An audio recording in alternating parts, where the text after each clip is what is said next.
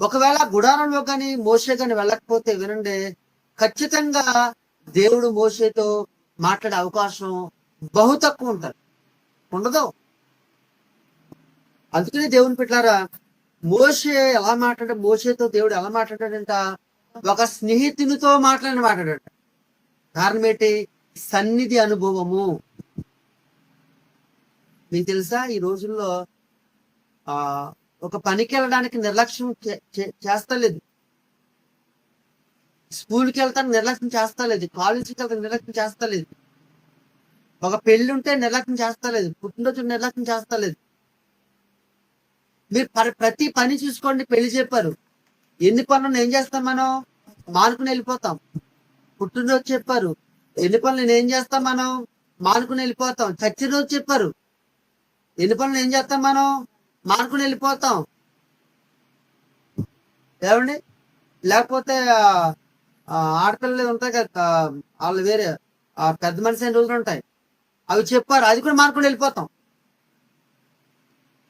ప్రతి దానికి ఈ రోజు మనిషి ముందు స్థానం ఇస్తున్నాడు, కానీ ఒకే ఒక దానికి మనిషి ముందు స్థానం ఇవ్వలేకపోతుంది. ఏంటో తెలుసా? అది దేవుని సన్నిధి. కారణం ఏంటి? దేవుని సన్నిధి విలువ మనిషికి అర్థమవుతుంది, తెలడం లేదు.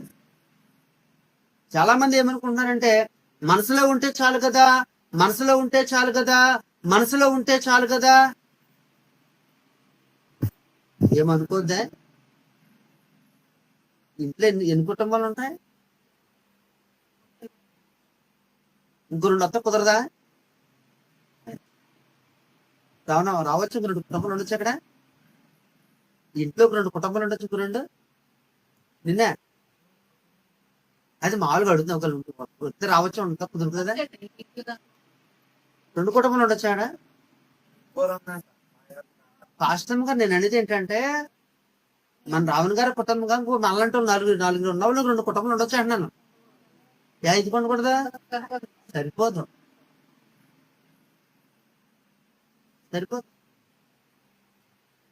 మీరు గమనించండి, ఎందుకు ప్రత్యేకమైన స్థలం కావాలి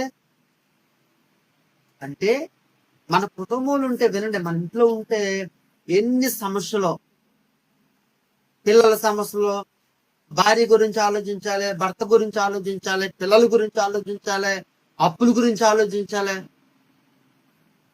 లేదా వ్యాపారం గురించి ఆలోచించాలి, రేపు పని ఉంటుందో లేదో తెలియదు, వర్షాకాలం వచ్చేది ఏమైపోతుంది ఏంటో, ఇన్ని అప్పులు ఉన్నాయి, లేకపోతే వ్యాపారం బాగుంటుందో బాగోదు, కూలి పని ఉంటుంది.